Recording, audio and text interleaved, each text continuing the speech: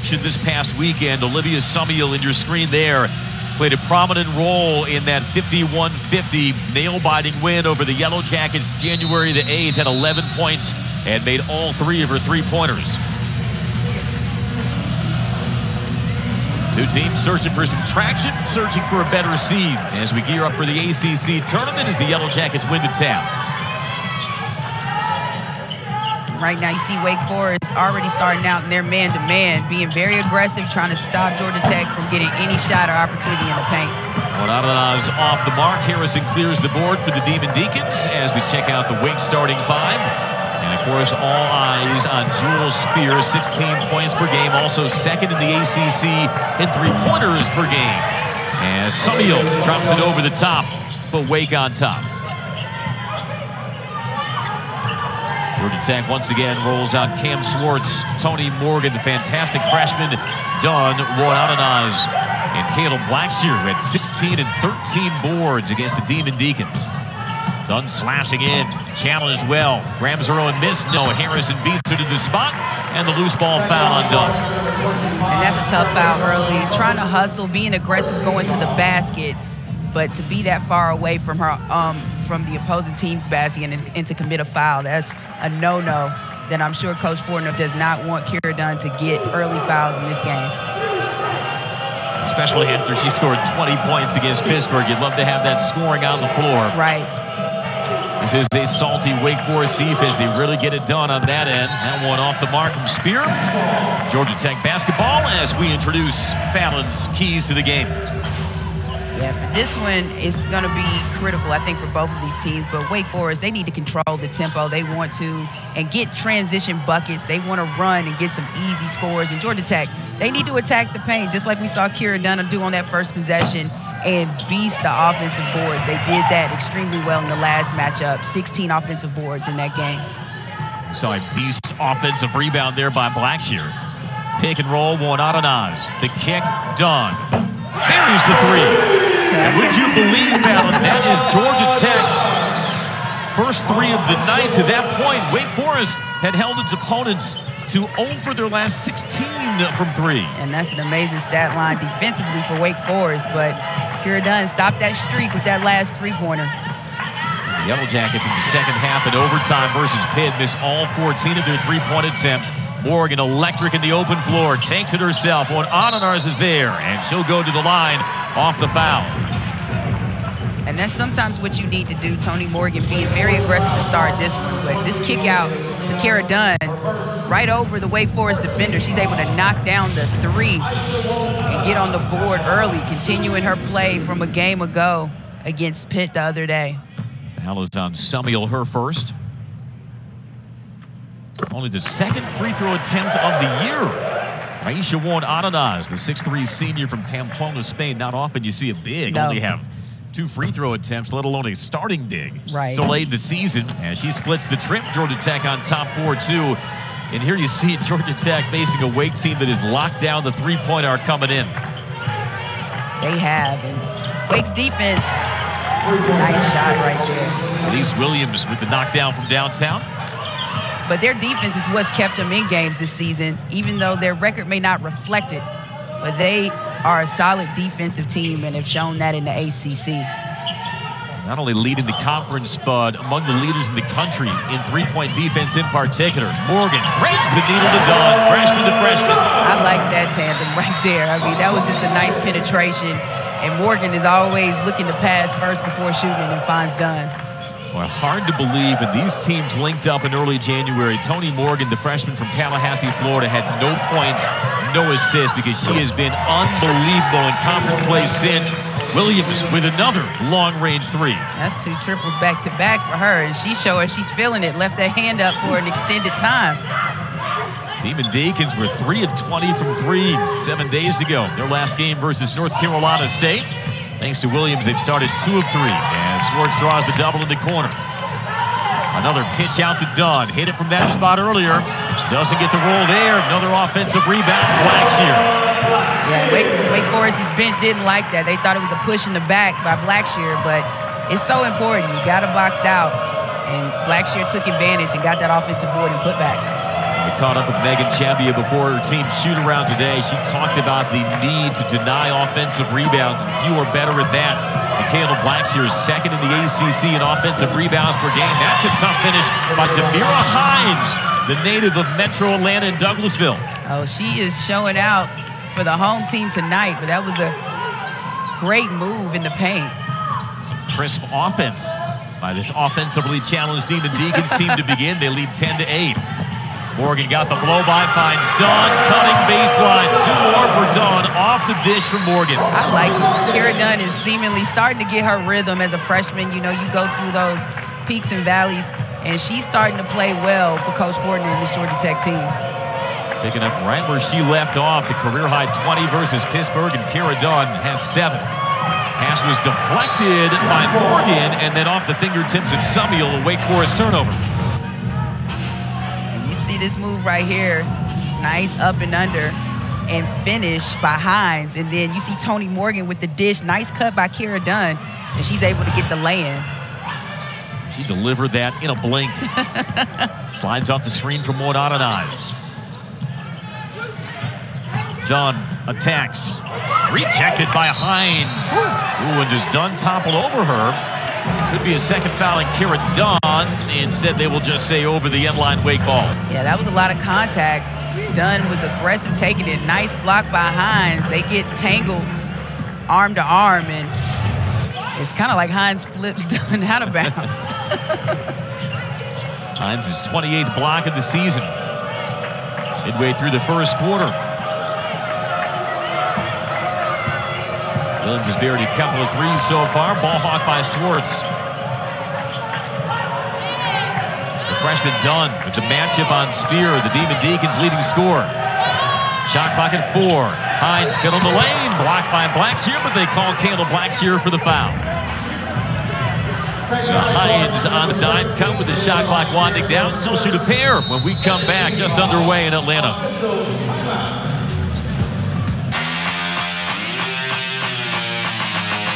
Stage in the season, Fallon, where for freshmen, either they've hit the wall or the light bulb starts to come on. For Kara Dunn, it's much more the latter. Yeah, she definitely is getting it going, and it's perfect timing late in the season to get a rhythm. And I'm sure Coach Gordon is happy to see that, because that just shows the progression. She's starting to improve, and hopefully this will carry on into next season as well. But she's having a good start. 7 points already in this one. Out of Dallas, Georgia. High school team to a state championship her senior year, was the 2022 GACA Player of the Year. Comes from good basketball stock as well. Her mom played hoops at Georgia. Demera Hinds, 2 free throws out of the timeout. The Douglasville, Georgia native rattles home the first. She's really struggled at the line this year, just 33%.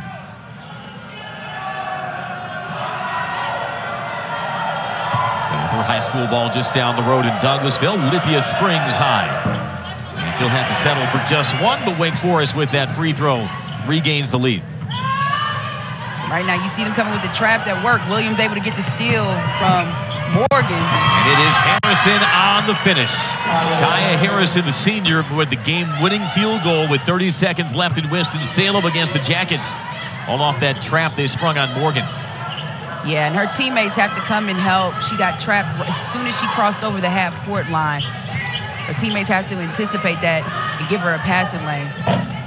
Blackshear's got good touch from the mid-range. Can't get that to fall.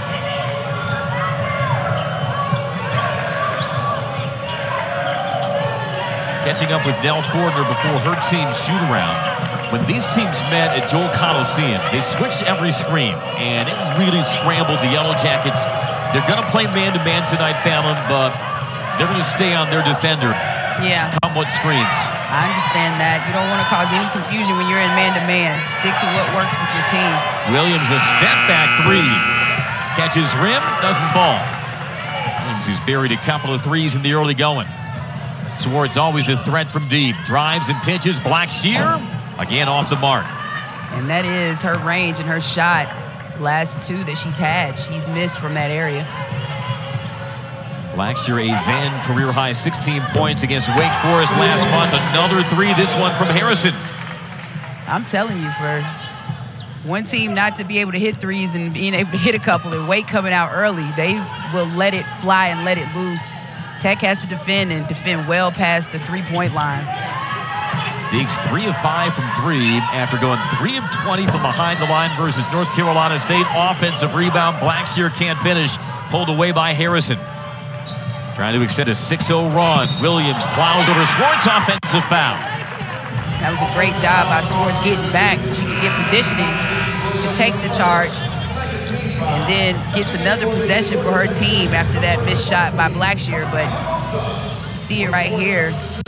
Nice three-point shot from the corner by Harrison. Got her feet set and knocked it down. Oh, you saw Georgia Tech cheating off the ball side corner, and you can understand by the scouting report why that's maybe the right move, because Harrison had only made 6 threes all year. They may not stray too far from her now. Yeah, she might start feeling it once you see that first one go down. But Wake coming back with this full court pressure. Very nearly stolen foul instead, and that's Summiel's second. And that was a good job by Swartz. Morgan in a trap once again, and Swartz helps her out, finds a lane so she can receive the pass and meets the pass. It's so important when you see players do that and is able to draw the foul. Very narrowly a turnover. Instead, big second foul on Summiel, who's third on the team in scoring. Nia Becker, the senior from Winnipeg, Manitoba, Canada, takes her place. And a steal off the inbound. Tipped away by Hinds. Hinds is ready to play for this home crowd tonight. He's got 5, and it's an 8-0 Wake Forest run to lead by 8. And this pressure is making Georgia Tech uncomfortable.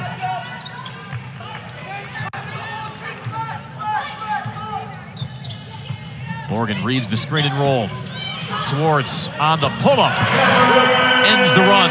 Cam Swartz, Georgia Tech's leading scorer. And she makes it look so easy when she gets going, has that smooth stroke, and is able to knock down the mid-range J.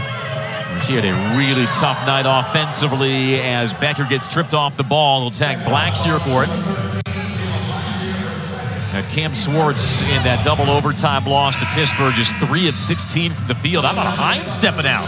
Right there, getting in the middle of passing lanes, gets the steal and gets the layup, takes it coast to coast. And you see this nice smooth stroke by Swartz.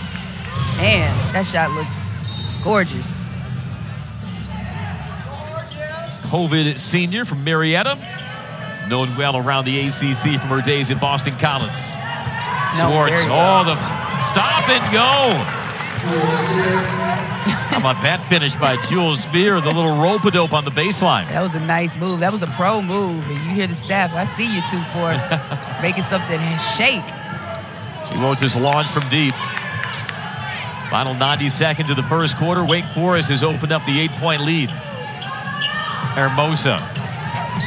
Challenged well by Becker. Doesn't matter. An and one for Nerea Hermosa. And she has been an enigmatic player for Georgia Tech this season, the senior from Spain. But when she is involved, good things have happened for the Jackets in the ACC. They have. And that was just a good, solid post move by Hermosa, something she's capable of doing. Squared her body and had great positioning down low and was able to get the score in the and one.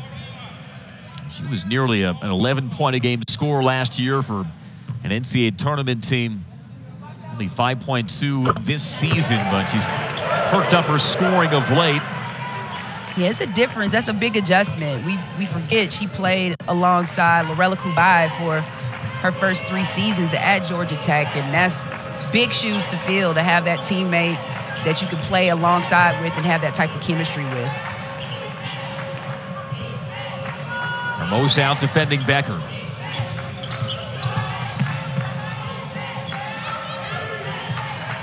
Off the curl, Spear. Sidesteps Dunn. Can't bank it home. Jackson swoops in for the rebound. Bianca Jackson knew some for the Yellow Jackets, the Florida State transfer, as we come inside of a minute in the first quarter. Dunn has 7 early. Pass tipped away. Alyssa Andrews shot the gap on the pick and roll. Harrison slicing through, no good. And we'll see it's last off of Morgan, Wake Forest ball. Yeah, you never want to jump in the air to make a pass like Dunn did. More or 9 times out of 10 that could create or cause or be a turnover, and that's exactly what it was.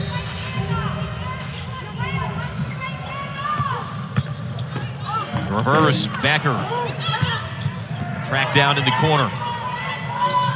Alexandria Scruggs, 5'10 senior, tracking that down to reload the possession for the Demon Deacons.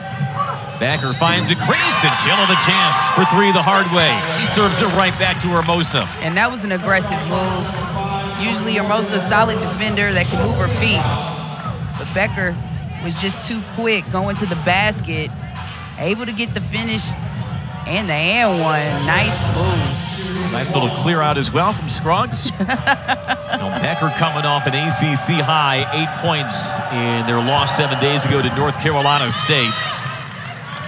But it was a grind for the Demon Deacons offensively, just 25%, 16 field goals for the game. But already in the first quarter, found them, they've made 9 of 15. Yeah, they have, and they've just been pretty explosive to start this game, Wake has. And when you just mentioned Scruggs, Coach Jibbia talked so much about her and how she just loves to have her coming off of her bench and her versatility as a player on this roster. Harrison lets it fly as the horn sounds, and we've come to the end of the first quarter. This is a reinvigorated Wake offense. Coach Jibbia told us they used their bye to work on offense. I'd say the proof is on the scoreboard. 23-15, Demon Deacons through one. Mac, what year was it again? And not a single one of them from Jewel Spear. Right. Now that's surprising. I don't think too many people would expect you to say that at this point in the game. Now, Elise Williams came through when Jewel Spear was sidelined due to illness in the first meeting with Georgia Tech. 15 points, still an ACC high for her. Also had an ACC high 6 rebounds as Becker squeezes through and scoops it in. And the Demon Deacons stretch the lead to 10. And that was a nice move by Becker. Knows that she has the advantage of taking Hermosa off the dribble and has that long wingspan and able to get that shot up. Once they extended their pressure out to midcourt, changed the complexion of that first quarter. Hermosa playing the two-man game with Schwartz. Gets the step to the baseline, can't pull it in. Rebound Hermosa.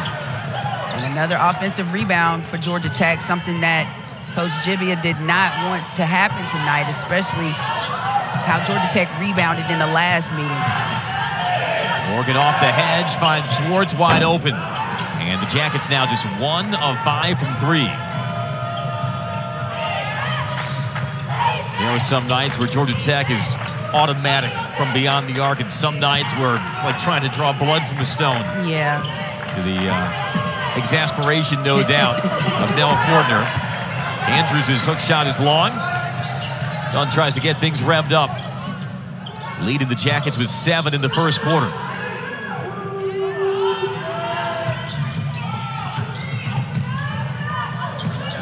Hermosa with the pop off the mark. Right now, Georgia Tech just can't find anything within their offensive sets. Have gotten a couple of good looks, but just can't get the ball to fall. And it's 30% right now, 6 of 20. Megan Jibbia also talked about the need for her team to get better team scoring, not be so reliant on Jewel Spear. And what has to encourage her, 25 points right now, only 2 have been contributed by Spear. Andrews splits the double team. Horn sounds, and whether it's a shot clock violation or off the knee of Andrews, it'll be Georgia Tech ball. Aviance Carter comes in for the first time, replacing Schwartz. And you're right, Coach Jibbia has to be happy with how her team has started this game, not relying on Spears scoring. But it seems to be clicking. These offensive sets of her offense seems to be working for Wake tonight. They're finding scores within that offense. Hermosa goes to work, drops it in. If she could just be so consistent with that, she has the capabilities. It's just the confidence to go and just get a bucket when she needs to for a team. Senior from Vitoria, Spain, whittles the deficit to 8.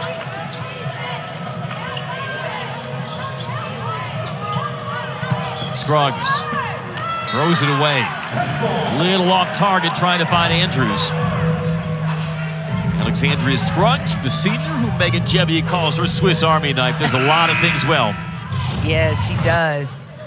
And you see right here this move by Hermosa, just one-on-one and just turns in the paint and is able to score it. That's a move she's made thousands of times in the practice gym. Dunn exchanged it with Jackson. Bianca Jackson, you know that first meeting with Wake is gnawed at her. And she drops the hip check on the head. Jackson was 0 of 11 from the field. Just 2 points in the first encounter with the Demon Deacons. And she's another one. When she can get in rhythm, it completely changes things for Nell Fortner. It does. And I know Nell Fortner wanted to put her on the court right now to have the second ball handler. And they needed that, especially trying to handle Wake's full court pressure. But Jackson can go off at any moment. And if she can get her scoring going tonight, that's going to be really helpful for Georgia Tech. Surpassed 1,000 career points earlier this season. She is wide open, loads it up, knocks it down. Like we said, a capable scorer. Leave her open, she's going to knock that down. Off the feed from Tonie Morgan, and that's a 4th assist for the freshman.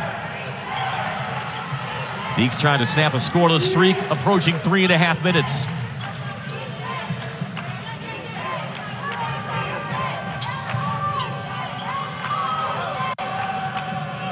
Scruggs tees it up. Rims off, rebound Jackson.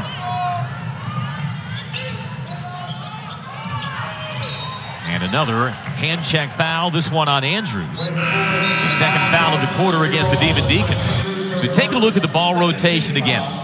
It was great ball rotation. A nice dime pass by Morgan to Jackson in the corner, and she's able to knock down Georgia Tech's another 3-point shot for Georgia Tech. We talk so much, Fallon, about the vision of point guards, but just like a quarterback in football, some of the toughest point guards are the ones who kind of change the geometry of the defense with their eyes. Right. You know, using those lookaways, and we saw a glimpse of that there with Morgan. Yeah, that was a great job. She has some innate, skills that can really help her as a point guard, but just to make and zip that pass over. The offensive rebound, Dunn. Another offensive rebound for Georgia Tech. And that's something that could keep them in this game, especially if they continue to play aggressively and get more offensive boards. Dunn has 9, lead at 3 for Wake. 7-0 Georgia Tech run, and another unforced turnover on the Demon Deacons. And this is exactly what Georgia Tech needs. We saw the lead before. At one point, Wake was up 23-15, and now only up by 3. Georgia Tech starting to make a run and get some momentum in their offensive sets. Morgan behind the Dunn screen. Tonie Morgan has had some big box scores in Georgia Tech's ACC win. She dishes to Jackson, finds Hermosa in deep from a tough angle. That rolls off. And this time the defensive rebound squeezed by the Demon Deacons.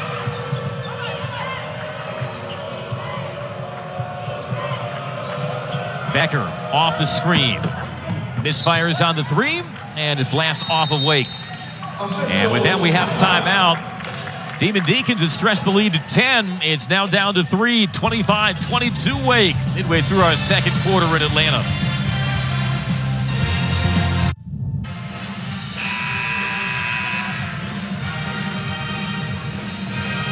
Wake Forest shot 60% in the first quarter, but on a scoring drought now, a 4:55 foul, and their once 10-point lead has been whittled down to 3. What do you think was being drawn up in that huddle by Coach Gebbia to unlock some more efficiency? Well, I think more so that her team just needs to play aggressive. They did a great job in that first quarter, running their offensive sets and finding the holes and gaps in Georgia Tech's defense to get scores. And seems like a lot of rush shots, or maybe it's just Georgia Tech's defense in the second quarter, but Georgia Tech's been way more aggressive on the offensive end and been able to get the ball in the basket. Jackets out of the timeout, trying to stretch a 7-0 run. Hermosa from the elbow and make it a 1-point game. As mercurial as Nerea Hermosa has been, she's got 7 points, and Nell Fortner knows as well as anyone, when she's a presence offensively, her team is completely different. They're a different team. And there's a travel as Hinds begins her back down of Hermosa. And the turnover is also cropping up for the Demon Deacons. Well, Hermosa is a technician, though. Great job rolling off of that screen and finding her spot and knocking down that shot. Kick ball. Hermosa's season high was 14 in that upset win over North Carolina State. He's been averaging 13 points, 7 rebounds in Tech's last 2 wins. And that's a big deal. Like you said, that shows, it proves the difference. When she plays well, it puts Georgia Tech in a good position to get a win.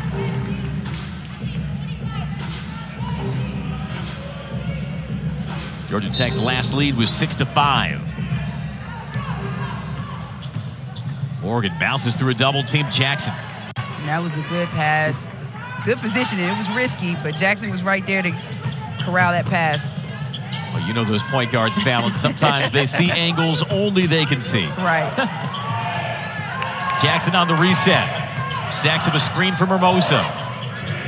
Whips it to Morgan. Trying to create with a shot clock at 2. She draws the foul. And that was a good decision by the freshman. When you see the shot clock winding down, you got to make something happen. And she decided to go straight to the basket. Was able to draw the foul.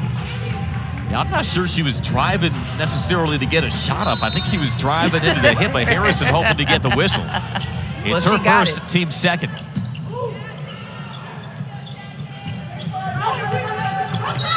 Morgan again takes the hit. Should be a floor foul. And a quick second on Kaya Harrison.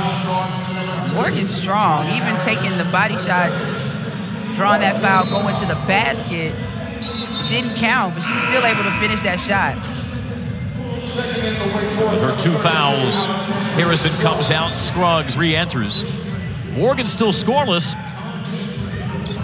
Reached double figures 7 of her last 8 games. Beats Jackson. Runner no good. Rebound Hinds. Wake Forest lead tenuous, but still a lead. They still have the 1-point lead. Nice pass. Thread of the needle. Williams to Hinds.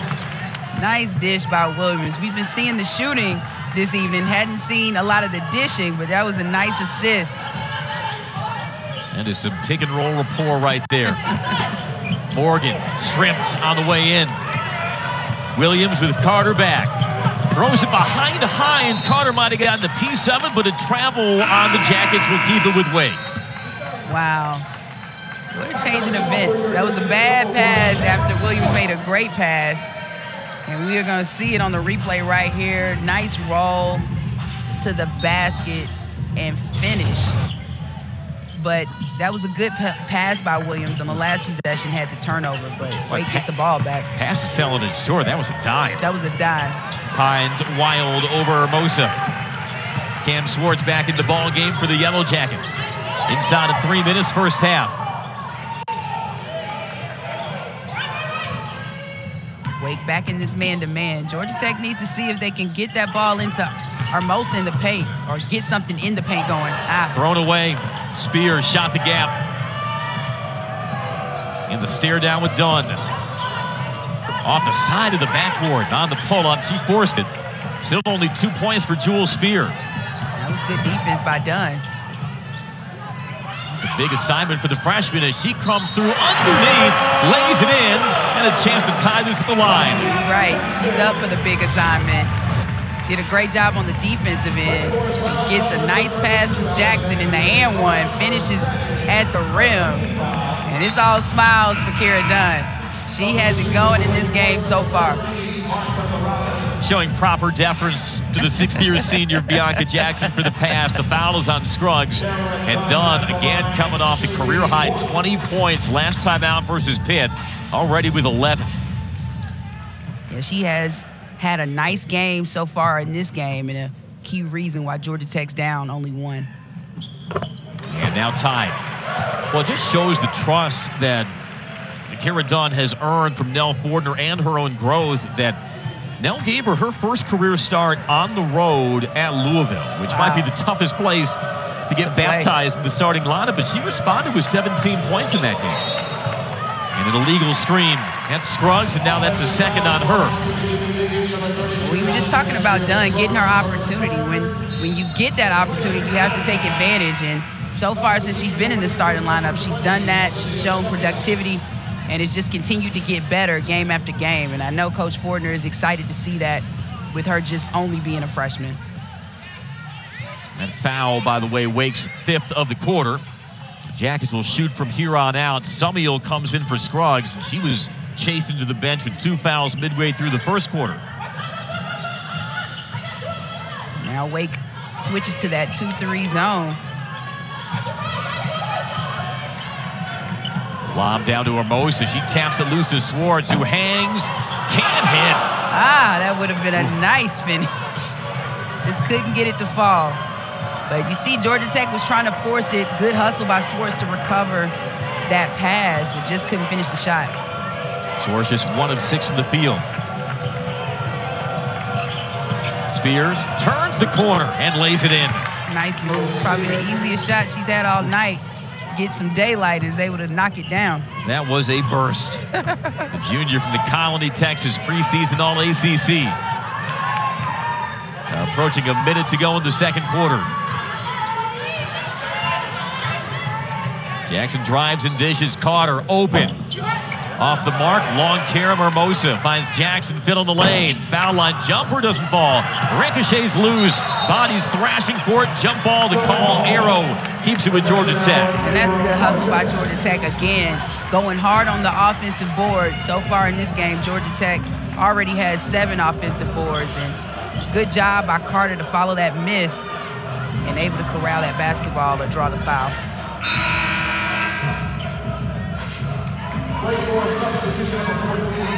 Wake Forest shooting 52% this half foul, and Georgia Tech 35%, but only a 2-point margin. Right, it's the second chance opportunities Georgia Tech has had. Even if they haven't been makes, they've been hustling to get some second chance buckets.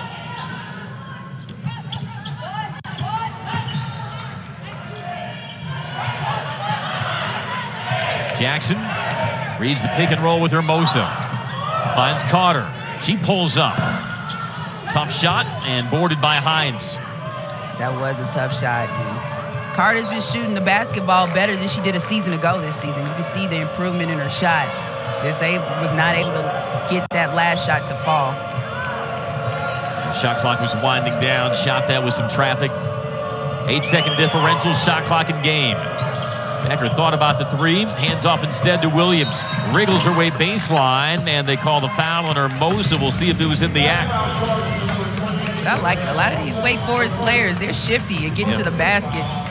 They'll find ways and make some nice moves to get a good look at the rim. Foul was on the floor. Also turns the shot clock off so Wake can have the final possession of the half. Hermosa's first. Williams in the stare down with Jackson. Loops it to Becker. She drives, takes the bump, and she'll go to the line. See Carter saying, my hands were up, but just a little too much body as Becker was penetrating to the basket. Tough call, but see if Becker can knock down these free throws. Waist up. I think everything was fine, but there's that contact down below, and so Nia Becker, the basketball hotbed of Winnipeg, Manitoba, Canada. 2 free throws. You got to go deep into your web searches to find the best basketball players from the province of Manitoba. Rattles home the second. Deeks by 3. Georgia Tech in hurry-up mode. Swartz dancing, firing away, and she was fouled. Well, the Deeks bench does not like that call. 7/10 of a second left, and Cam Swartz to shoot 3 free throws. That's why you should never foul a 3-point shooter. And you knew exactly what Swartz was going to do if you're Wake Forest. And she finds her spot, goes up. But then on the land, got fouled on the way down. And you have to give a player room enough to land on their shot. Marta Morales whistled for the foul. And Swartz no good on the first free throw. We'll take a look at that play again. Let's see.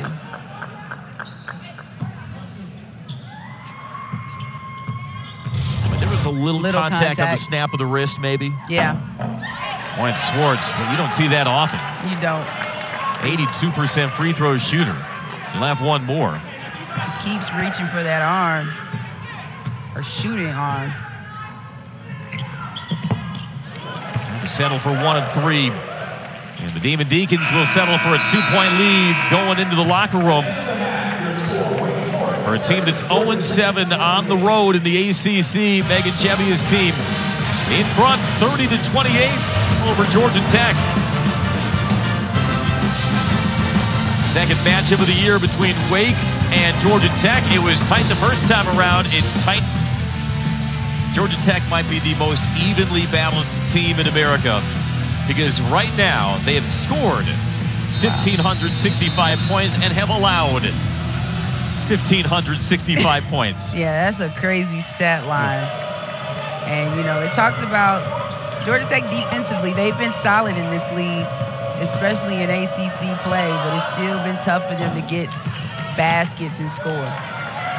Of course, in front, in spite of just 4 points from their leading scorer, Jewel Spear.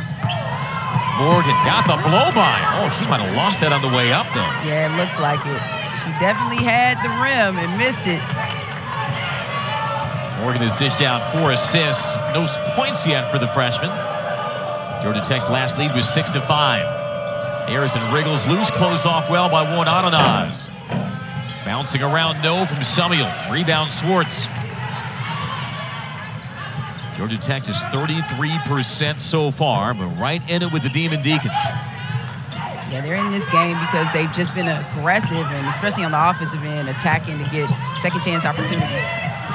Blacksher can't roll it in. Active hands, keeps it alive, but it goes to Wake Forest. Both these teams coming out pretty aggressive, trying to figure out what they can do, who can score first in the second half, get something going offensively. I have a feeling Spear will try to be more assertive and, if nothing else, cut the legs of Kira Dunn. Yeah, she needs to tonight. They're going to need her scoring. This is a tight one for Wake Forest, and they are extremely hungry to get a road win in ACC play. Foul off the ball on Cam Swartz.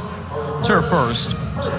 Only 2 ACC teams without a road winning conference, Wake Forest and Georgia Tech. Oh, wow. Against each other tonight. Georgia Tech's played much better at home, and I know they're trying to get a home victory. Spears tries to flip the reverse. It was well contested. Morgan with the shakedown, the breakdown, and the lay-in. And that is what she can do. Right, that's exactly what she can do. We've been waiting on it all evening long. She's been dishing it, claps her hands. Seems like she's ready to get going on the offensive end. 4 double-doubles on the season for Tonie Morgan as that ball deflects off a Spear. And of those 4 double-doubles, Fallon, 3 of them have come in Georgia Tech's conference wins. You see the shake right, cut left, slip through, give me 2. Oh, nice. Well, she's the freshman that's been on everybody's radar, especially the second half of ACC play, has really stepped up her game. Pitches it to Swartz for the lead, no. Chased down by Blacksher. Swartz not deterred, off balance, that's out of control. And it's last off at Georgia Tech. Yeah, that was a tough shot by Swartz, trying to make something happen in the paint, but was falling away from the basket, and that wasn't the look. Falls to the ground. Hopefully that shoulder's all right. Yeah. And Sears got the kinesio tape on the right shoulder. She comes out. Jackson takes her spot. Cam Swartz, 1 of 7 from the field to begin. Now 1 of 8 following that miss. And at Georgia Tech's 3 ACC wins, she's averaging close to 18. And Summiel is off the mark. Tap loose right down to Spear. And that might be as easy a bucket as Jewel Spear will have all year. Yeah, that was an easy look. Just hustling, getting the offensive rebound, and able to get the putback. Woo. Oh, how about that blow by again by Tonie Morgan. And she's yelling. She's feeling it, starting to get her legs and momentum going offensively. And an unforced turnover the other way on Wake Forest. Tonie Morgan. Some of these are for the highlight reel, and some of those are for the mixtape, Fallon Stokes. Although Jewel Spear will very opportunistically get a couple herself. Yeah, Tonie Morgan already has won 2 ACC Rookie of the Week honors, and both in conference play. So she's really stepped up her game. You haven't seen too many freshmen able to make that accomplishment with Taniyah Latson at Florida State getting it every week. We're about ready to rename ACC Rookie of the Week the Taniyah Latson Award. Morgan has etched her name there. Trying to set up Juan Adanaz. She got the seal and draws the foul. That was a good look, setting up Juan Adenaz, especially to get something going offensively for Georgia Tech. They have to be active. Morgan has been aggressive going to the basket, getting some good looks, but has to keep her teammates involved. Well, that is a quick second foul in succession on Elise Williams. It's her third for the game, so she comes out. Scruggs comes in. Well, Adenaz kept the pivot foot down into the belly of Morgan. Plays the two-man game with Juan Adenaz. And Georgia Tech takes its first lead since it was 6-5. That was crafty. Morgan in the air, didn't know what to do with it. Sees Juan Adenaz right there, gives the handoff, and she is able to knock down the basket. Juan Adenaz fired up. Her career high was 10 points against Wake Forest, although she had the ball in her hands in the final ticks in the fourth quarter in Winston-Salem, and that's a foul on the Yellow Jackets. But could not get the shot off, and you saw the tears pouring from her in agony and dismay at the end of that first Wake Forest game. Yeah, that's tough, especially when you have the opportunity to shoot the last shot and you can't knock it down. But it's never one shot that loses a game. It's a lot of other things that factored into that loss for Georgia Tech. But you know, she had circled this rematch on her calendar. Right, ready for it. Tough entry, yanked in by Hinds. She draws the foul. Call that on Tonie Morgan. Okay. Hinds looks like it's out of bounds, but right here, the entry pass, she was trying to get positioning, but that's a foul. Tonie Morgan reaching over, hitting Hinds in the face.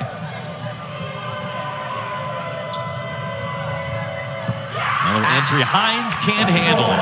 She can't. That was a nice steal on Juan Adenaz. Looked like she had the positioning, but couldn't corral the pass. An 11th turnover on Wake Forest. They have been turnover prone this year. More than 15 a game. Right now, Wake Forest in this man-to-man, looking like a wide-open shot for Juan Adenaz. She's not able to knock it down. Looks like Nell Fortner simplified her offense, says give it to Tonie Morgan, give her a ball screen, let her do her thing. Juan Adenaz with the reach in from behind. Georgia Tech already out of fouls to give for the quarter as Juan Adenaz gets whistled for her first. And that's not good. You don't want to get Wake to the free throw line with this much time left in this game, especially in the third quarter. Defensively, Georgia Tech's going to have to settle down a bit.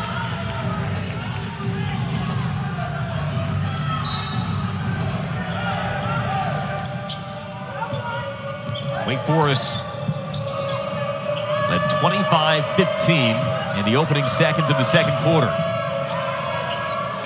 Great on-ball defense by Dunn, forcing the turnover on Spear. Yeah, we have to applaud Dunn's defense. She's been good offensively. Tough turnover for Georgia Tech. But she's done a great job on Spear in this game so far. Again, Nell Fortner switching the strategy in her man-to-man from the first encounter. No switches anymore. And so Dunn is having to fight through all these parades of screens that they line up for Spear. And she's doing a good job of it. Samuel off the mark from three. Corralled by Scruggs. Scruggs with the offensive rebound.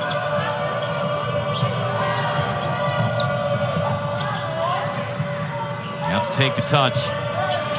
Senior out of Fayetteville, North Carolina, niece.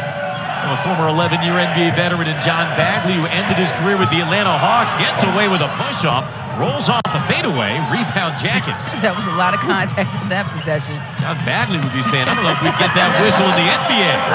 Open floor finish by Blackshear. Wake Forest wants time as Georgia Tech has started the quarter on an 8-2 spurt, and they've opened up the 36-32 lead over Wake Forest. Tonie Morgan, open floor. As dangerous as they come in the league, finding Blackshear. Jackets by 4.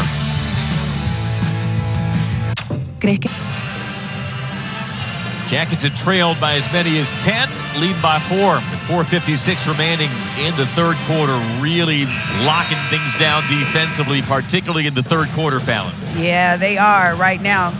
Defensively, Georgia Tech's been really stingy in this third quarter against Wake. Wake's been struggling to find ways to score, but Georgia Tech able to maintain this 4-point lead. Deacons have missed 7 of their first 8 from the field. He shot 25% in that loss to North Carolina State 7 days ago. Harrison around the stagger.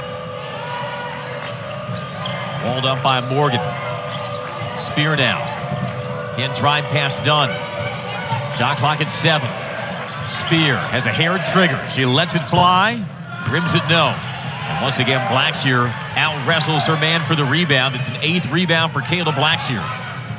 Once again, good defense by Kara Dunn on Spear. Hermosa got the mouse in the house. She had the mismatch on Harrison. She feeds Swartz for a corner 3, no. Hermosa taps it loose, but it's out of bounds. Morgan tries to save it. Had a foot on the sideline, though. Great hustle by Morgan. Saw she wanted to pass it right to Hermosa, but couldn't get it. When you pay for the front row seats, sometimes you get a player in your lap. Jackets still up 4. The Wells Fargo Active Cash Card. Earn 2% cash back. Tonie Morgan selling out for the save a moment ago. Whistle was Wake Forest ball, but this one was pretty close, Fallon. It was close. It looks like she didn't toe the line, but it was up in the air when she touched the basketball. Look at the fan. I was going to say. He's like, whoa. Whatever you do, I paid good money for what's in my left hand. Oh, such a bang-bang play, though. It is. So quick. You know, the ref has to make the call, but it was great hustle by Tonie Morgan to try and save that basketball. And we get to slow things down and zoom in. Right. Spear open for 3. Jewel Spear, you knew she'd be heard from beyond the arc. Second in the ACC in threes per game. Makes it a 1-point Georgia Tech lead. Blackshear trailing. No good from the foul line. And that is not a good thing for Georgia Tech if Spear can get going in the second half. Been very quiet. Great defense by Kara Dunn on her. Don't want to be that which wakes her up. She was 1 of 10 from 3 against North Carolina State. Cascades out of bounds. Georgia Tech ball off the miss from Scruggs. Right now, Georgia Tech, they have to get something going in their offensive sets. They've been pretty quiet the last couple of possessions. The last one was a turnover with Tonie Morgan hustling to get the basketball. So they have to figure something out. Getting the ball in the paint works. Great off-ball defense by Spear to poke it loose from Hermosa. Leads to a transition opportunity for the Demon Deacons, but they give it away. Give it right back. And that was a great job by Blackshear.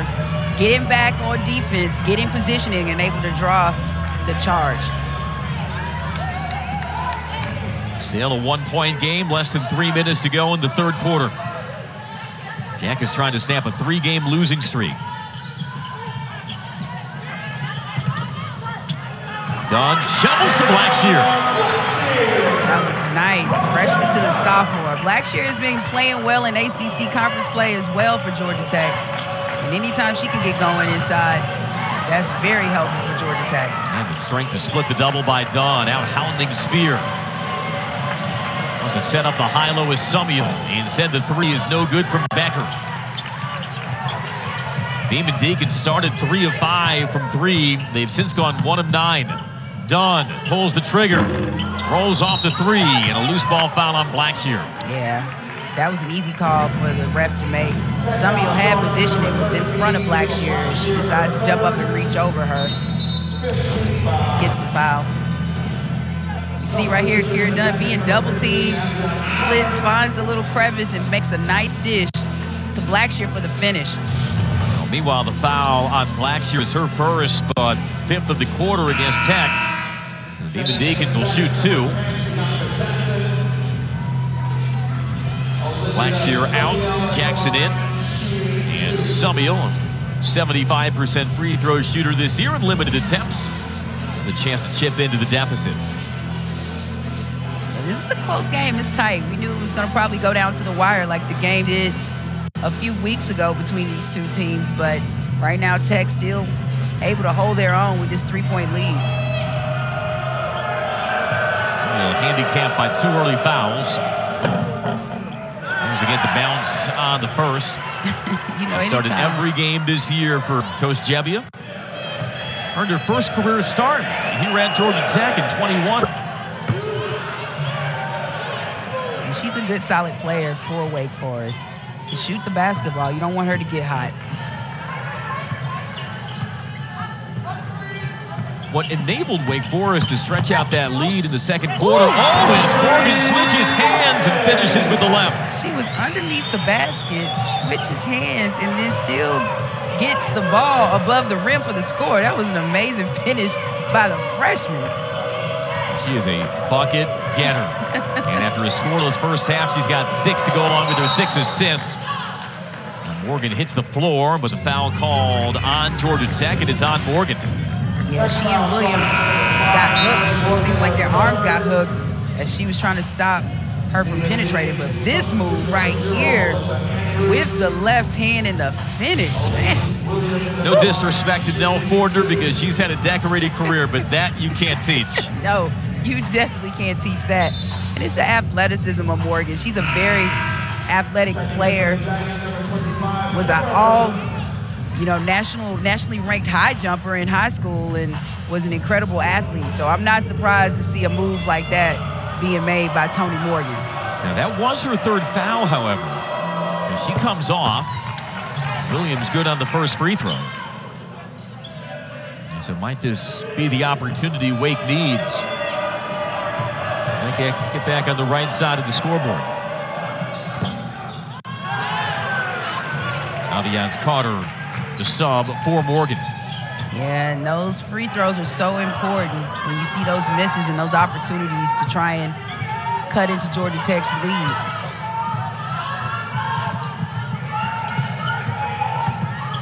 Swartz has struggled tonight.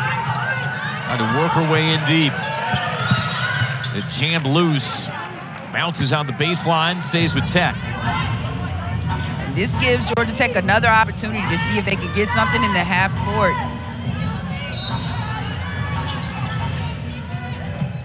Cuts pass beneath the basket. Count it. Wow. And one. Bianca Jackson. That's all strength. Jackson made the nice cut hard to the basket, got her positioning on Williams. Let me correct myself. That was Dunn. Impressive. Impressive move. Shows the strength of the freshman against Williams and is able to snatch the basketball and get it above the rim for the score in the and one. Nice move. First points of the second half for Dunn. Now 14 for the freshman. This is a second and one for her as well tonight.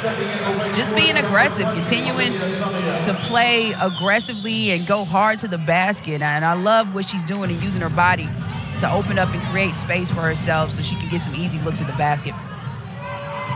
Even Nell Fortner told us earlier this year how surprised she was with the athleticism of Kara Dunn. It's one thing to see it in AAU, it's one thing to see it in high school, but it doesn't always translate at the beginning to the college level. But Nell Fortner called Kara Dunn's athleticism elite, her ability to leap quickly off the floor. We're seeing some strength and body control as well. Right, she has some quick bunnies, quick hops, and that's very impressive, especially when you see the amount of talent that you have in ACC conference play. Jackets trailed by 2 at halftime. That one jammed in for a turnover. Hermosa trying to find Dunn. Final minute of the third. Spear with a scoop. Rims off. Jackson tries to turn the gears in transition.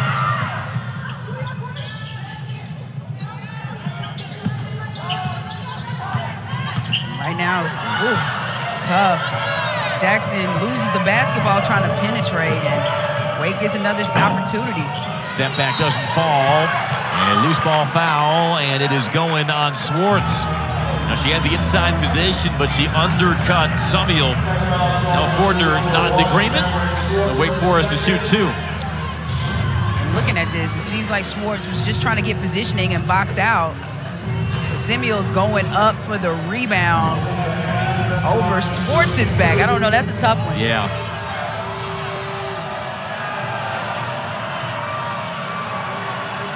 Alyssa Andrews, though, with the activity. Earning her a pair of free throws. The sophomore from Woodbridge, Virginia. 3 points in 10 minutes against North Carolina State. Just 4 of 8 at the line this year. Deeks tonight, 5 of 10 at the line. I think it's 6 of 11. It's a 5-point game. And that was a good job by Andrews, able to score that basketball, score the free throw, cut into Georgia Tech's lead, up by 5. Tech and hold for the final shot.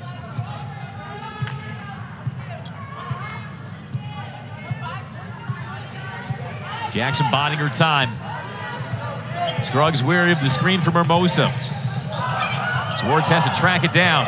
3 seconds. Heaves it up. Off the backboard, that ends the third quarter.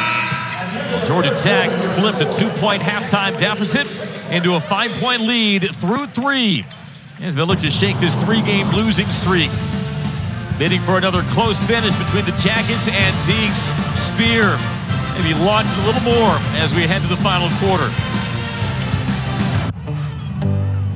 In both of those quarters, scoring 7 in the second, 8 in the third. So Georgia Tech's played solid defense ever since Wake Forest had that burst in the first quarter, scoring 23 points. They have shut Wake Forest out.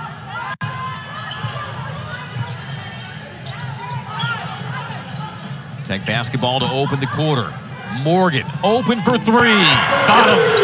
All smiles to her. She holds the hands up. And she is a player that has a lot of high marks, and I think the sky is the limit for this kid. She is impressive, really leading this Georgia Tech team. Only 8 3-pointers this year for Morgan, but she fired away with confidence and helping to box out Andrews and get ball back to Georgia Tech. And that's all it's about. You have some confidence. You feel you can knock anything down. She gets her body set, gets that shot up and off. Look good. In your playing days, how long did you hold that hand in the gooseneck after you made a shot? It was only if I was trying to make a statement. Okay. Well, you are an understated person. Hermosa, the turn, the hook, no good. And it ricochets down to Becker for the Demon Deacons. You know, an emphasis in this final quarter for Wake Forest, holding Georgia Tech to one-shot possessions. Exactly. They don't want to give Georgia Tech any type of second chance opportunities so they can get second chance buckets. Andrews able to wiggle free of Morgan. And the layup by Alyssa Andrews to make it a 6-point game. This game is going to be tight the fourth quarter. Both of these teams really want it. See if they can get a little movement in the ACC standings. Both of these teams in the bottom half of the ACC. But you need to pick up as many wins as possible to get ready for the ACC tournament. A save by Dunn. Falling out of bounds. Has it now with the shot clock at 7. Back to Jackson. Tees the 3. Offensive rebound, Dunn. Goes back up and draws the foul. Well, Kara Dunn was on everywhere on that possession. You see what she does to save this basketball. This pass by Tonie Morgan. Woo, the athleticism. And then throws a nice pass to Jackson to save it. But then comes back into, after Jackson takes the 3-point shot and misses it, and crashes hard to get the offensive rebound and draw the foul for Georgia Tech. That's impressive. There were 2 Wake Forest players in good position for the defensive board, but like you said, crashing in from the wing. Yeah, that's what you have to do. Always keep playing. You never know what could happen, and that's exactly what Kara Dunn's been doing this entire game. Now ups her total to 16. And a dozen when these teams met in Winston-Salem. They'll have to settle for 1.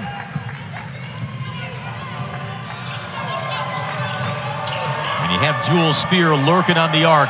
You're never out of it for Wake Forest. Hinds rips down the miss. Tenderizing Hermosa. No foul. Ball tapped out. Stays with Wake Forest. Hinds is still down. Like she may have taken a shot to the face. He was battling down there with Hermosa. Definitely so. It seems like she had the advantage, got her body around Hermosa, had a good looking, just couldn't finish at the basket. As one would expect, as big cheering sex and the friends and family making the short drive from Douglasville to watch her. Juan Adanaz replaces Hermosa.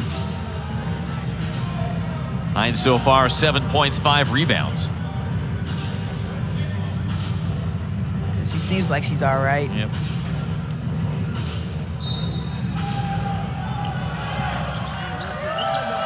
Wake Forest, I think this is a big possession for them. They need to see what they can get going offensively. Maybe give Hinds another look at it. She's being aggressive, looking for the basketball.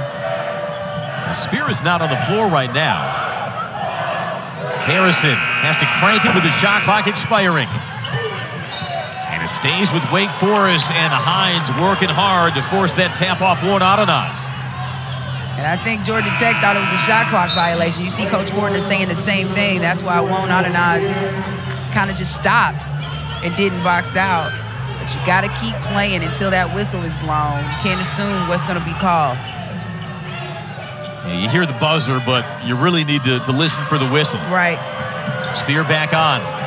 Shadowed by Dunn. Summiel splashes it down. That was a big play right there for Wake. Gave him another opportunity. They were able to score. Nearly forced a turnover. It's interesting how they stretched out that lead in the first half by extending their defense and springing some quick traps on Morgan. They caught her off guard. We haven't seen much of that since. And I'm surprised we haven't. But that was to try and counter that. Coach Fortner made sure she had Jackson or another ball handler in the game to assist Morgan. Morgan flashes, catches, banks, and scores. Oh, man, she is just clicking on all cylinders right now. The freshman is looking good. 18 points on 7 of 11 shooting. 38 points the last 2 ACC games for freshman Kara Dunn. And she's doing this throwing the primary assignment on Spear. Jewel Spear tonight, 9 points, but she's needed 11 field goal attempts to do it. Andrews travels. That was a good double team by Georgia Tech. Won't Adenaz and Jackson. But you see right here on this replay. Oh, yeah, ball still in her hands. Yeah. Wake Forest, you know, sometimes those are bang-bang calls. And sometimes the bang is in all caps for you. Sometimes it's in lowercase. And Wake Forest took advantage. Morgan slicing it again. It is like a cat chasing a laser pointer, trying to keep in front of all those feints and jukes from Tonie Morgan. Right. She is just making moves so athletic. I mean, both of these freshmen, between Morgan and Dunn, they've been carrying Georgia Tech. But that will likely be a 4th foul on Tonie Morgan at the 6:02 mark. Woo, nice in and out. Hesitation, and she's just like, oh, I make this look easy.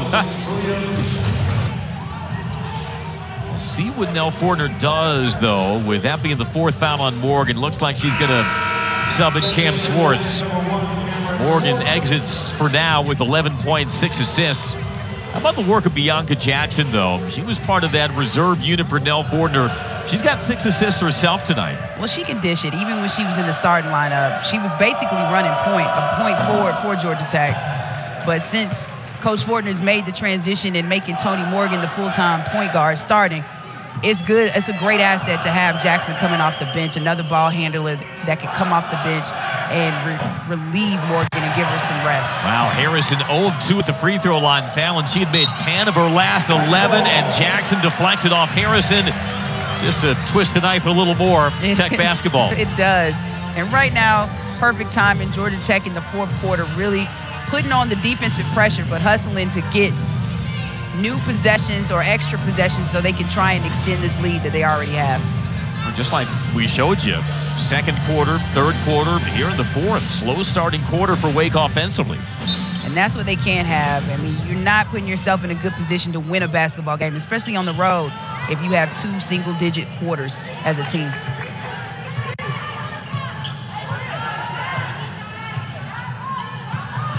Angle pass nearly batted away by Hinds. Won't Adenaz. Tough catch. In deep. Off the window and in. Oh, man, I'm surprised you didn't give your Won't Adenaz little spiel with that one, but that was a nice move. Now, Elise Williams, the answer on the other end. Maybe we'll show that replay on the rollout to break. I'll be ready for it. Jackets have made their last 3. A 9-point edge over Wake Forest, which had once led by 10. Coming up on the midway mark of quarter number 4.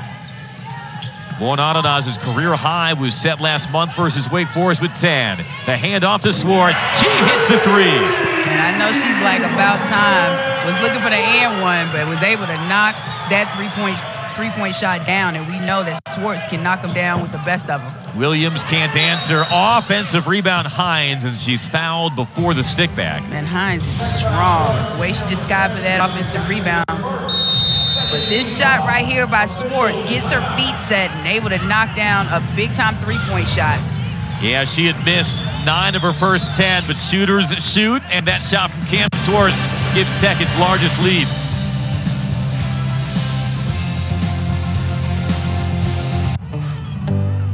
Against Wake Forest last month, and she has come to life with one highlight reel play after another in the second half. Oh, so athletic, knocks down a 3 from the corner. That's something that she usually does not do, but she is so athletic and so shifty going to the basket. Nice finish or nice play in this game by the freshman. She is going to be a problem in the ACC. Yeah, she already is. Yeah. She's on the bench, though, with 4 fouls. Spear fires away from 3. It crawls over the top of the backboard. Georgia Tech ball. It's been a tough night from Jewel Spear, and that makes her 1 of 5 from 3 after she went 1 of 10 from beyond the arc versus NC State. Well, I know Georgia Tech, watch game film, and on the scouting report, she's on everybody's scouting reports. You have to find her, limit those opportunities, but make sure you get a hand up so she's not able to knock down those threes. And Georgia Tech's done a great job. The majority of the time it's been Kara Dunn. Dunn can't handle that pass from Jackson. Kara Dunn, not only 18 points, 2 shy of the career high she set a game ago versus Pitt, but as we've been saying, she's been the one locking up Spear in the man-to-man. Yeah, she's probably Georgia Tech's best two-way player. Morris trying to hurry back in front of Williams, tips it loose, but Williams recovers and lays it in.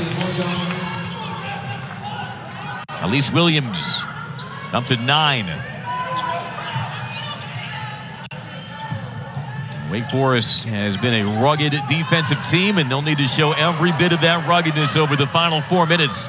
They want to eat up this 10-point deficit. Yeah, they're going to have to. You see they brought out that full court pressure again to try and slow Tech down.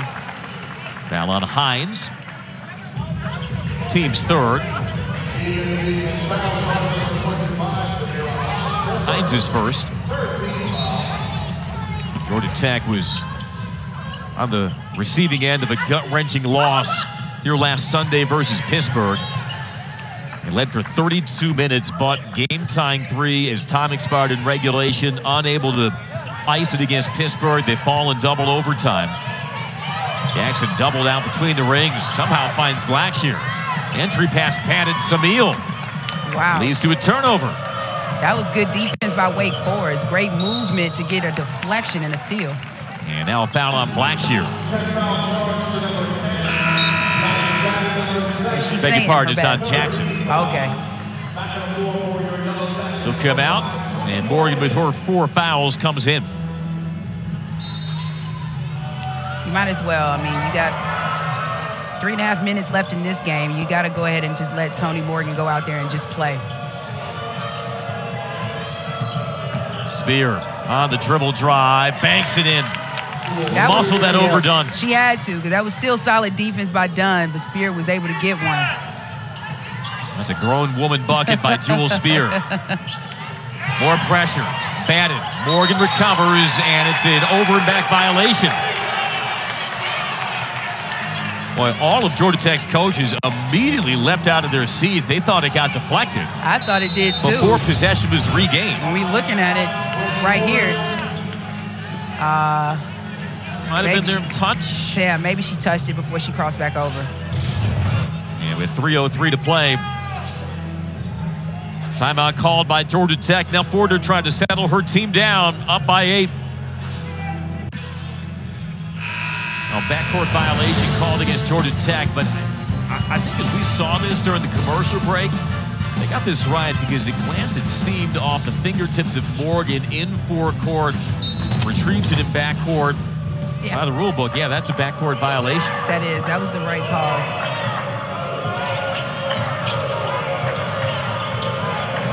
Williams carries it.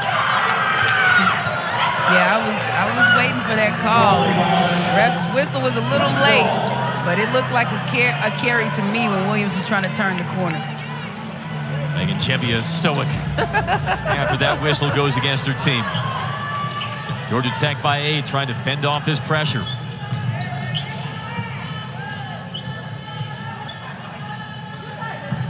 Swartz, push off, offensive foul. Cameron Swartz has just had a tough evening against Wake Forest, trying to make something happen. Seemed like she may have had something going when she was able to knock down a three a few possessions ago, but that's a tough call, easy call for the ref to make. She extended that arm. Yeah, Swartz tonight, just 6 points on 2 of 11 shooting, but Georgia Tech's leading scorer. He will be part of that crunch time 5, trying to stay in front of Williams. Bounces across, and a foul called on Ananaz as she lost her feet over Hinds. And that's the 5th of the quarter against the Yellow Jackets. So with the clock stopped down, chance for Wake Forest to put a dent in this at the line. And that's exactly what Georgia Tech does not want to happen, giving Wake Forest an opportunity to score the basketball with the clock stopped. Great job by Hinds. She's been hustling all night, really trying to battle with Georgia Tech's bigs in the paint. Deeks just 6 of 13 at the stripe tonight. Hinds is 1 of 2 on the year, 33%. Wouldn't know it off that one. Yeah, that looked good. Had great rotation, was able to knock down her first. Just up the road in Douglasville, Georgia. 5.6 points, a team leading 6.5 rebounds per game this year for the Demon Deacons. She calmly strokes into second, makes it a 6-point game. Hey, it's nothing like playing at home for her. It's a homecoming, so she's putting on a show, been very active defensively and offensively, and able to knock down those 2 free throws. Yeah, back in Atlanta, she's a 75% free throw shooter. Pass nearly got away from Jackson, able to evacuate it to Blackshear. Closing in on 2 minutes to go. Wake Forest playing this man-to-man, giving a lot of space in that lane. Morgan, too quick, too fast, too strong, too good. She is, and that was just too much space. Wake Forest was really spread out, but that just allowed Tonie Morgan to get between the lanes and the crevices and was able to get to the basket. No hesitation, taking it to the rim on Williams. Now Spear, trying to shrug loose of Dunn. The step back 3 rims off. Hinds, the offensive rebound. Great positioning by Hinds. I said it. She seems to be in the right place at the right time, and she was on that offensive rebound and putback.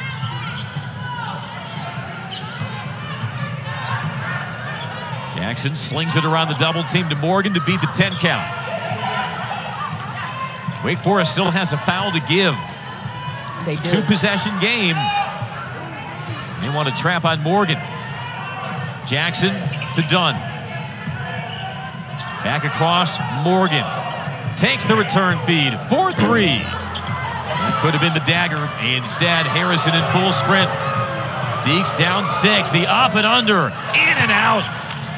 This last off of Hermosa, Wake Forest ball, 58 seconds left.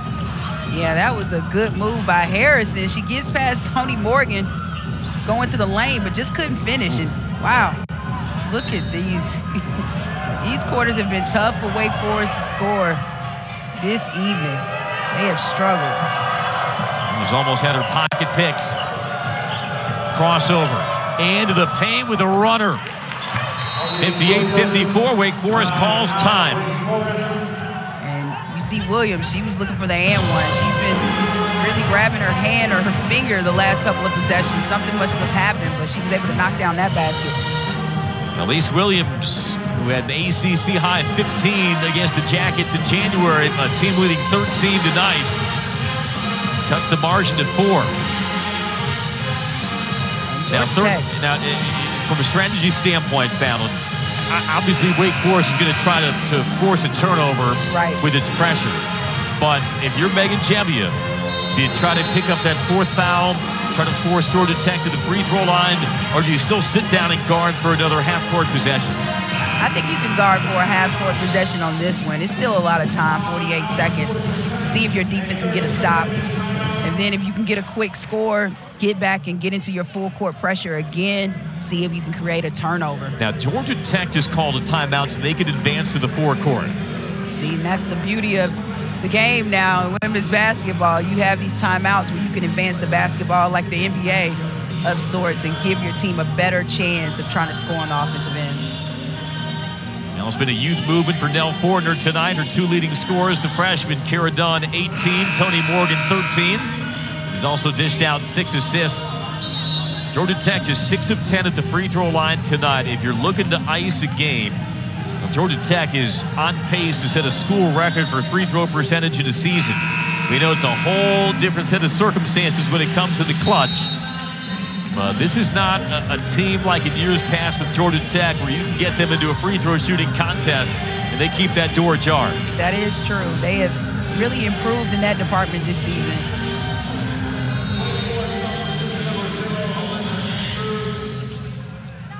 Morgan to inbound. Feeds Hermosa. Now Morgan, weary of the trap, gets it away. She is so quick. Great passing out of the trapping by the Yellow Jackets, though. Yeah, great job. Players moving. And Dunn gets the and one. I was about to say there were still 14 seconds on the shot clock, but Tonie Morgan has now duplicated her career high, 20 points for the freshman. Yeah. A back-to-back 20-burger for the freshman. That's impressive. Dunn was right there near the basket, and she's like, let me put this back in. I'm too close to the rim not to score it, and she's able to get the and one back at the free throw line. A 3rd and 1 of the night for Dunn, who's 3 of 4 at the free throw line. This to make it a 3-possession game. Knocks it down. New career high 21. I know, and she was able to do it with the bird noise that was in the background. It's impressive. She's saying, tweet this. Deke's got to hurry. Williams for 3. An air ball. Foul underneath, wrestling for the rebound. And it looks like it's going to go on the Jackets. And Carmen Harrison, first time she's entered the game, gets whistled for the foul. And that's something you don't want to do. You don't want to foul Wake Forest. Georgia Tech has the momentum, but now they have an opportunity to try and cut this lead at the free throw line. But Kira Dunn, new career high with 21 points. This freshman has been impressive the last 2 games. She's going up for ACC Rookie of the Week herself to see if she can get one. 2 free throws, meanwhile, for Hinds. Well, this has been impressive. Not just her career high in points, but Nell Fortner might be the first to tell you more impressive than that. Her defense on Jewel Spear, who's had to labor to get to 11 points. As Hinds misfires on her first.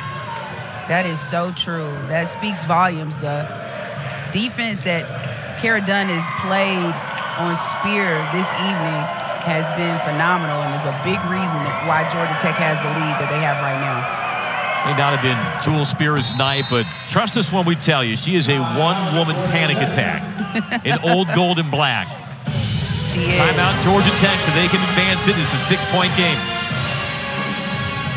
And you see both these coaches are going to try and draw something up. 20 seconds left in this one. Time winding down for Wake Forest to see what they can make happen. But I'm sure Coach Fortner is going to try and create something to see if they can knock some time off of this clock and maybe get back to the free throw line.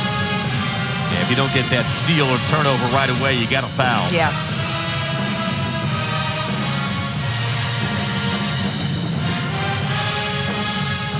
What will Nell Fortner summon from her vast coaching experience on this side out of bounds? Well, I mean, I love what she did the previous possession when they were able to get it and just pass the basketball around, keep moving, and then when Dunn was able to cut and draw the and one after her lay-in to the basket. But she's going to probably just tell her team they need to keep moving the basketball. Don't be stagnant. If you have it, hold on tight. And don't get caught up in a double team or try and pass out of the double team, jumping in the air and making an errant pass. For Wake Forest, among those on the floor, only Elise Williams in foul trouble. She's got 4. 20.8 seconds left, though. Might have to throw yourself onto the chariot. Yeah, you might. It's not much time. Dunn throws over the top of the double team. Georgia Tech playing keep away and playing it well as Morgan gets wrapped up with 11.6 seconds left. And that was a good job again by Georgia Tech. Good decision by Coach Fortner just to tell her team, pass the basketball, protect the ball, don't make a bad pass, and then just go to the free throw line to see if you can knock down these free throws. And it's Tonie Morgan who's at all 13 of her points in the second half.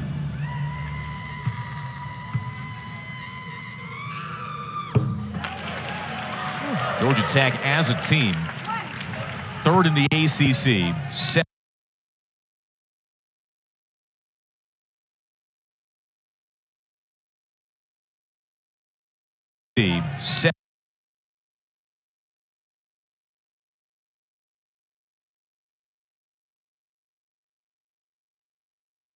those free throws, the freshmen both, Dunn and Morgan, have really stepped up for Georgia Tech this evening. Yeah, sometimes those freshmen, they can look great in the first 35 minutes, but when that spotlight gets more intense, they try to tiptoe out of it.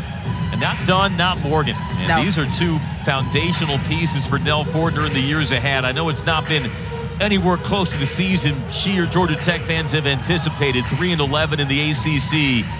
But you can still find some encouragement for the future with players like Dunn and Morgan. Right. And it just lets you know, like, building on the culture that you have here at Georgia Tech, especially with two key pieces, which we don't see a lot of anymore with freshmen, with the transfer portal and, players transferring from school to school. It's been tough for teams to really build that foundation with just freshmen coming in, and Georgia Tech has that in Morgan and Dunn. Yep. For a Wake Forest team, they're going to have to pop a shot in here with 11.6 seconds left. Remember, Fallon, they started 3 of 5 from 3 in the first quarter. Since then, the Demon Deacons are 1 of 17. Yeah, that's a terrible stat line to call out. It is my solemn duty to report. That is tough, but that just tells you the type of defense Georgia Tech has played against Wake Forest tonight. And they can hold out the clock. Georgia Tech, after the agony of a double overtime loss the last time they stepped foot in McCamish Pavilion, Nell Fortner and her team earned some redemption for that. They earned some redemption over the Demon Deacons for that narrow loss at Winston-Salem last month. Yellow Jackets, after that 0-7 start in conference, have split their last 8, trying to make some headway in the ACC standings for Wake Forest. They'll fall to 5-10 in the ACC.